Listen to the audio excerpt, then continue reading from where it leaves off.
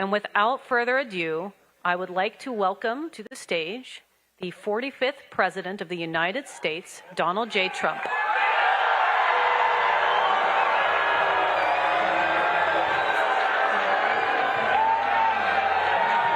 We just got to the Libertarian Party's National Convention. Look at that. Look at that.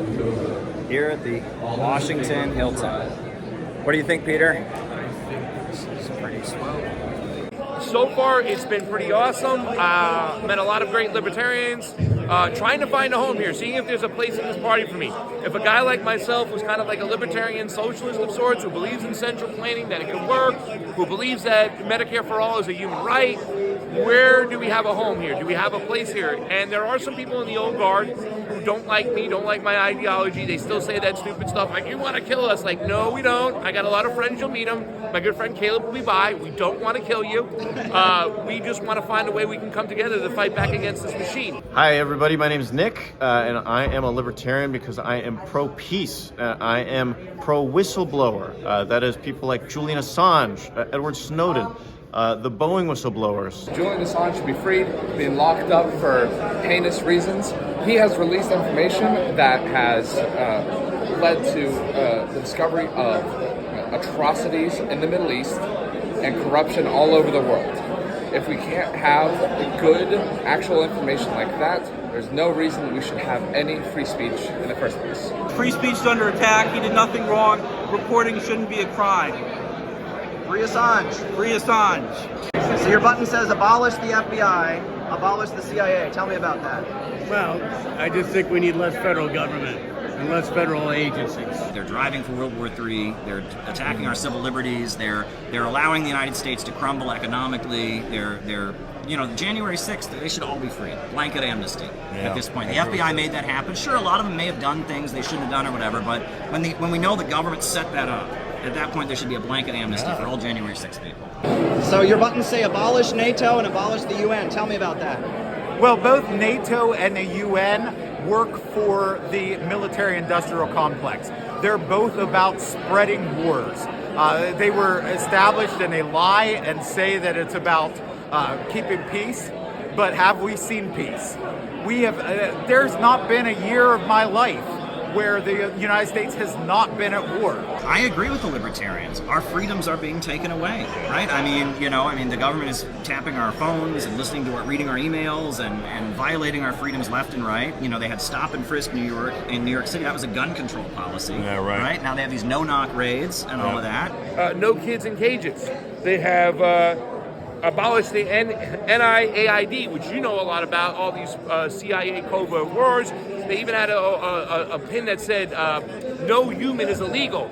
So there are leftist libertarians here, and it's kind of awesome meeting there, and this thing is just growing over here. This is the third party. What are the disagreements within the Libertarian Party? Because I know there's a lot of internal strife and stuff. What's going on? It's whether to embrace Donald Trump or not. Oh. Some lots of people don't like Donald Trump. Mm-hmm. Fine. Some people like Donald Trump. That's fine. It's on a high level. It's a strategic difference. Mm-hmm. Lots of people say that Donald Trump, his brand is eventually it's going to crash and burn. And where does that leave the Libertarian Party? Hank? So we're in the hall where Donald Trump is going to be speaking in a few minutes. Who's going to give his speech in a few minutes. So big crowd of people here. Not all of them Trump supporters, I'll tell you that much. It's going to be interesting to see how the crowd reacts to Trump. Trump has done a lot for the United States. I think he's probably the best president we've had, in my opinion, since Ronald Reagan. Do you think he can stop World War III? I think he could stop World War III. And I think when he was in there, you saw other countries respect the United States. Now the United States is a laughingstock. Angela McArdle, chair of the Libertarian National Convention.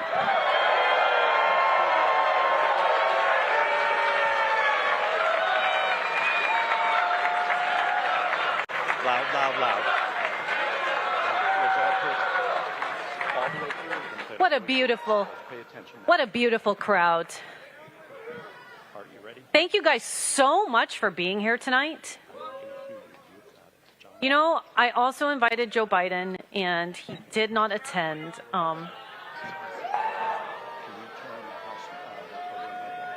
We have an incredible opportunity tonight, and I'm really grateful for it. Never in the history of the Libertarian Party has a former president and front-runner candidate for the presidency come to speak specifically to our concerns.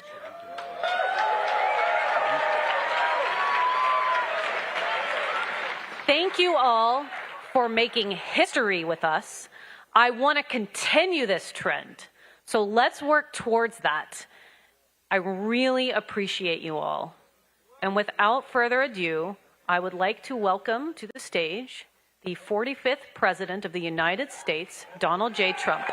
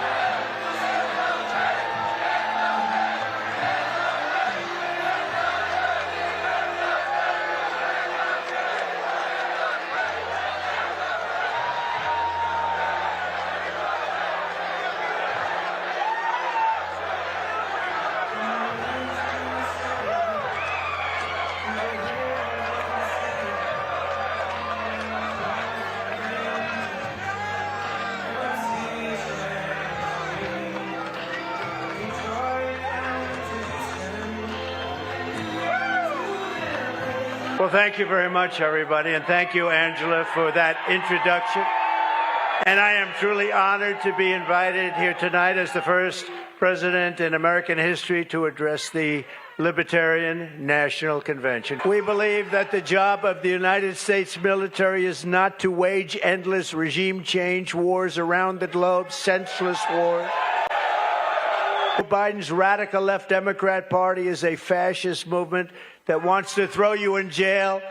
If you post a meme they don't like, they want to throw you in jail if you do something that isn't quite to their liking. And I am proud to be the only president in 70 years who started no new wars. I took on the military-industrial complex. I broke the stranglehold on neocons and warmongers on the Republican Party. And instead of war, I made peace in the Middle East, something nobody thought was possible, and dealt with Kim Jong-un of North Korea, where a nuclear war was guaranteed to start in a very short period of time if Hillary Clinton became president. I will have the horrible war between Russia and Ukraine settled, so we quit spending hundreds of billions of dollars to fight other people's wars, and so that we start immediately saving thousands and thousands of lives. And I am committed to restoring peace and restoring stability. And if you vote for me on day one, I will commute the sentence of Ross Ulbricht to a sentence of time served.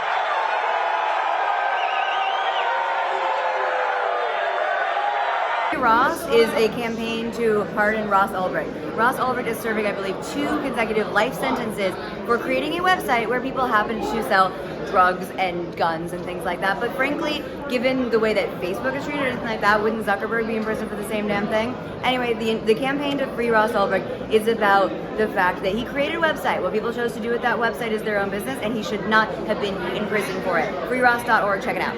Right, and economic growth is what it means to be human, right? We were hunter-gatherers in the woods, and now, just 8,000 years later, we've invented space travel and iPhones, and we've done amazing things. And we, at this point, the problem is not growth, as some people would say. The problem is that we have a system where abundance creates poverty. Yeah. Poverty is created by abundance. You know, people are homeless because there's too many houses. People are hungry because there's too much food.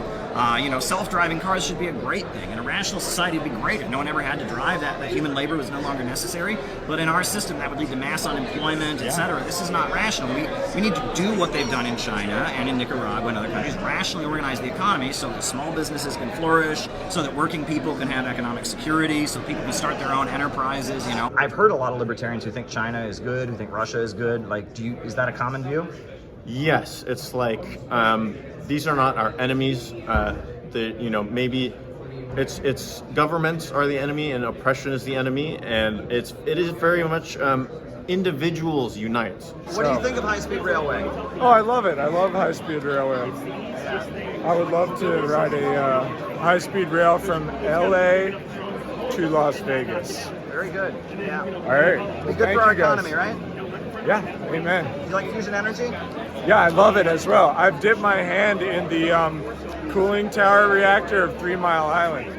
It's interesting because, years ago I wrote an article really criticizing libertarians. And I said, how can libertarians like Russia and China so much when both those countries have a very state-run economy? And I got a very astute response from a libertarian. And they said, well, Caleb, yes, Russia, their economy is centered around state-controlled oil and gas. China has 5-year plans and state-run industries.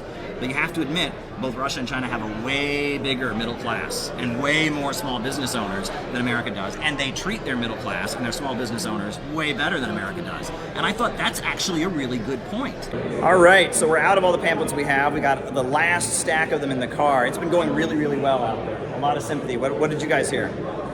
Really great things. I mean, people are very interested. I thought people were really enthusiastic about this idea that growth is good, that we need to stop spending so much damn money fueling this forever war that rages all across the world. The response to the leaflets and the pamphlets has been phenomenal. I have never talked to so many people who support Julian Assange, who want to end the wars. This is the place to be. Yeah. Actually, that's one indication. That's one. They're pretty good. I mean, they're very interested. A lot of them like growth. And then a lot of people that are libertarian, they see the government as a tool of the big monopolies to crush small business owners, right? And so I don't blame them for wanting to get the government off our backs, right? Unfortunately, I think that they're going to have to come to the conclusion that just kind of getting the government out is not going to cut it. They need a government that punches up, right? A government of action that will fight for working families. That's ultimately what they're going to need, and they're going to have to learn that through the course of seeing, what's in store and as the crisis intensifies. But I think the road out of the crisis we're in right now is an anti-monopoly coalition. And I think that a lot of leftists who believe in freedom of speech,